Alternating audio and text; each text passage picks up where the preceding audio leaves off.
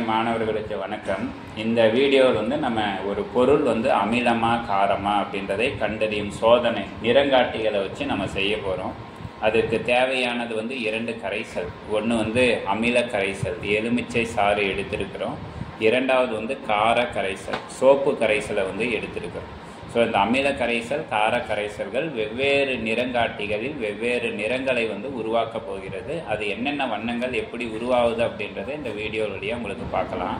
So இந்த 2 கரைசல்களில் வந்து அமிலம், காரங்களில் எவ்வாறு வண்ணங்கள் தோன்றுகின்றது அப்படின்றதுக்காக 4 நிறங்காட்டிகளை நம்ம பயன்படுத்த போகிறோம். அதில் முதலாவது நிறங்காட்டி வந்து மஞ்சள்.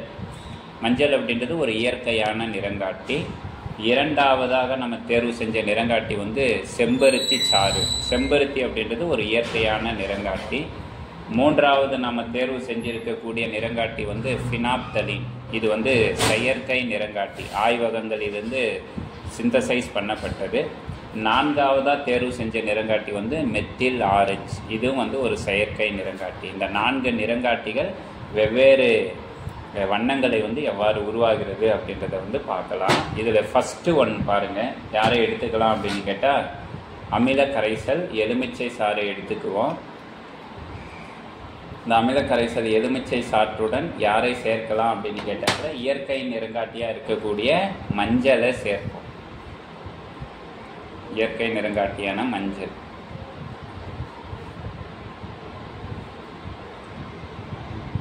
சேர்க்கும் பொழுது நமக்கு கரைசலினுடைய நிறம் வந்து மஞ்சளாகவே இருக்கும். ஓகேங்களா? இரண்டாவது அதே அமில கரைசலை எடுத்துக்கொள்ளலாம். அமில கரைசல் எடுத்துக்கிட்டு அவர் கூட யாரை சேர்க்கலாம்னா நிறங்காட்டி செம்பருத்தி சாறை வந்து சேர்க்கலாம். செம்பருத்தி சாறு அழகாக நிறமாற்றம் உருவாது பாருங்கள். இளம் சிவப்பு நிறம் அப்படின்றது தோன்றும். மூன்றாவது சோதனை குழாய், டெஸ்ட் டியூபில் மீண்டும் அமில கரைசல் எலுமிச்சை சாறை எடுத்துக்கலாம். இவர் கூட யாரை சேர்த்தலாம்னாக்கல மெத்தில் ஆரஞ்சு. மெத்தில் ஆரஞ்சு வந்து சேர்க்க போகிறோம்.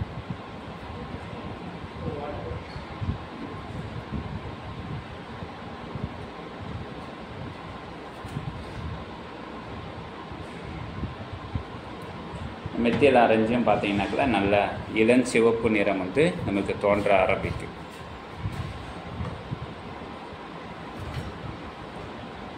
நான்காவது சோதனை குழாயில் வந்து மீண்டும் அமில கரைசலை எடுத்துக்கிட்டு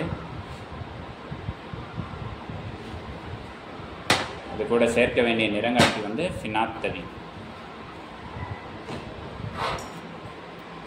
இந்த ஃபினாப்தலின் சேர்க்கும் பொழுது எந்த விதமான நிறமும் தோன்றாது. கரைசலினுடைய நிறம் என்னவா இருக்கோ அதே அமில கரைசலினுடைய நிறம் அப்படியே இருக்கும். ஸோ இதிலிருந்து நமக்கு கேள்விகள் கேட்கப்படுவது என்ன அப்படின்னு கேட்டால், எந்த நிறங்காட்டி அமிலங்களுடன் நிறத்தை உருவாக்காது அப்படின்ற கேள்வி கேட்பாங்க. நமக்கு ஆன்சர் யாரை எழுதலாம் அப்படின்னு கேட்டால் ஃபினாப்தலின் வந்து அமிலங்களுடன் நிறமற்றது. ஸோ இதனாலும் அழகான ஒவ்வொரு வண்ணங்கள் வந்து உங்களுக்கு கண்ணுக்கு விசிபிள் ஆகும் பாருங்கள். அமிலத்தில் ஒரு கலர், மஞ்சள் வந்து மஞ்சள் நிறமாகவே இருக்கும். செம்பருத்தி வந்து இளஞ்சிவப்பு நிறம், மெத்தில் ஆரஞ்சு சேர்த்துறப்பி இளஞ்சிவப்பு நிறம், ஃபினாப்தலின் வந்து நிறமற்றது. இது வந்து அமில கரைசலுக்கான சோதனைகள். இதே சோதனையை வந்து நம்ம யாருக்கு செய்யலாம் அப்படின்னு கேட்டால் கார கரைசல்களுக்கும் செய்யலாம். ஸோ கார கரைசல்களுக்கு 4 சோதனை குழாய்களை வந்து எடுத்துக்கிட்டு 4 சோதனை குழாய்களும் நம்ம முன்னரே தயாரித்த சோப்பு கரைசலை எடுத்துக்கலாம். சோப்பு கரைசல் அல்லது வீடுகளில் பயன்படுத்துகிற பர்பஸை டூத் பேஸ்ட்டை கூட நம்ம யூஸ் பண்ணலாம். ஸோ ஃபஸ்ட்டு சோதனை குழாயோட நம்ம எந்த நிறங்காட்டியை சேர்த்தலாம்னாக்கல ஃபினாப்தலினை வந்து சேர்க்க போகிறோம். இந்த கரைசல் வந்து பார்த்துக்காங்க நமக்கு என்ன கலராக மாறுறாங்க அப்படின்றத கிளியராக வாட்ச் பண்ணுங்கள். ஃபஸ்ட்டு டெஸ்ட் டியூபில்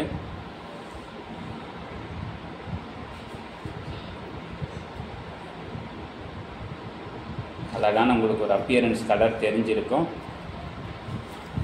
இது வந்து இப்போ யார் சேர்த்தனதுனால ஃபினாப்தலின் சேர்த்தனதுனால நமக்கு நிறமாற்றம் வந்து நடந்திருக்கு காரங்கள். இதே இரண்டாவது சோதனை குழாயில் யாரை சேர்க்கலாம் அப்படின்னு கேட்டால் மெத்தில் ஆரஞ்சு சேர்க்க போகிறோம்.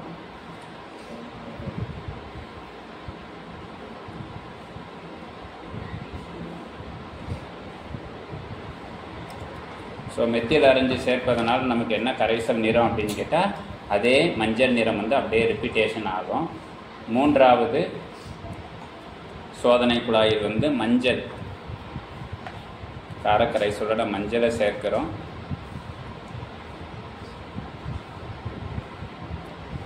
மஞ்சள் சேர்க்கும்போது இளஞ்சிவப்பு நிறமாக வந்து தோன்றணும். நான்காவது வந்து செம்பருத்தி சாறு.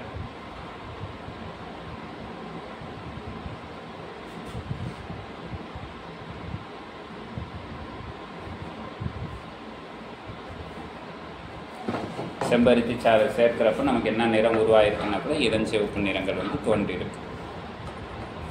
கரு ஊதா நிறம் அப்படின்னு சொல்லலாம். ஸோ இந்த சோதனைகள் முடிவில் நம்ம என்ன கண்டுபிடிச்சிக்கலாம்னாக்கல கொடுக்கப்படக்கூடிய ஒரு வேதிப்பொருள் அப்படின்றது அமிலமா காரமா அப்படின்ற எளிய சோதனை மூலமாக கண்டறியலாம்.